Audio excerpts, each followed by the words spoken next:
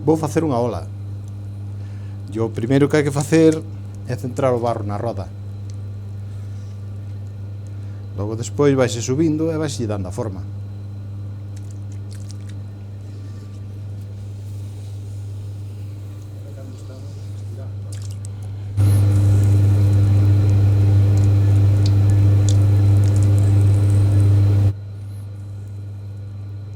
É a práctica, pero bueno, ni vai pesado, vai a ollo. Agora é cando estamos estirando para arriba.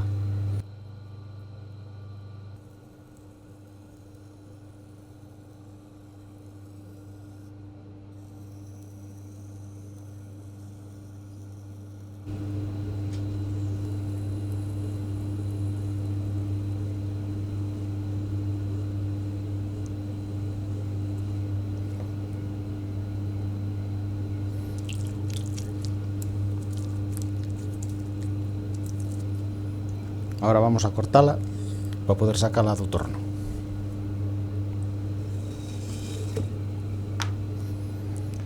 E isto sería máis ou menos unha ola. Estas olas son 300 máis ou menos destas, e 70 máis pequenas van para os carnavales de Xinzo, para o domingo oleiro. Un mes máis ou menos entre cocelas e preparar o barro, un mes.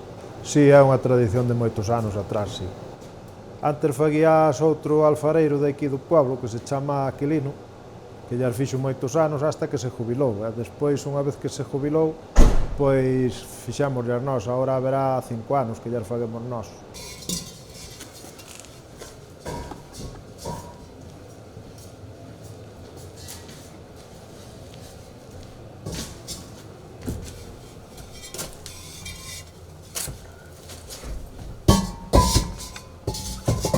As pezas o fundamental é que vayan ben colocadas, ben calzadas unhas cas outras para que durante o viaxe pois non se vayan movendo.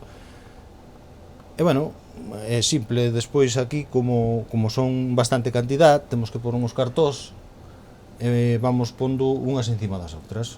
Pomos esa camada primeiro, despois pomos este cartón para poñer outra camada encima.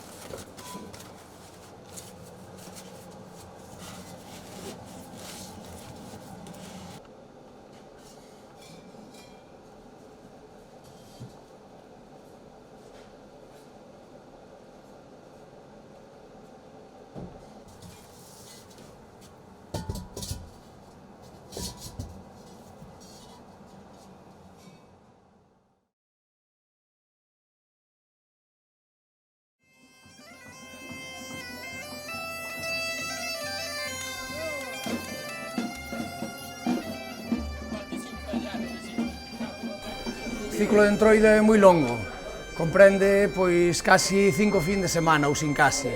Este sería o segundo, que é o do Oleiro. Antes era un xogo realmente de mulleres, que controlaban as mulleres, porque o que se utiliza para xogar as olas é unha ola de barro. E eran aquelas olas que antes era o recipiente que se utilizaba para ir por auga á fonte. Entón, aquelas olas que iban quedando deterioradas ao longo do ano, que xa non valían para cumplir esa misión, pois gardábanas e xogábanas despois en época de Entroido. Entón, os mozos collían as olas, trataban de arrebatar as olas de alguna maneira e xogar, facer esas rodas por as prazas e por as calles, e é onde ven un pouco a tradición deste domingo do Oleiro.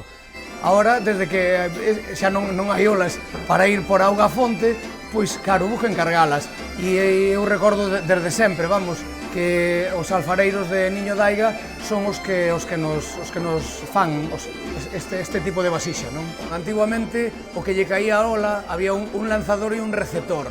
E entonces, o receptor, o que se trataba é o lanzador, porlle dificultades ao receptor, para que el non pudera collela ben.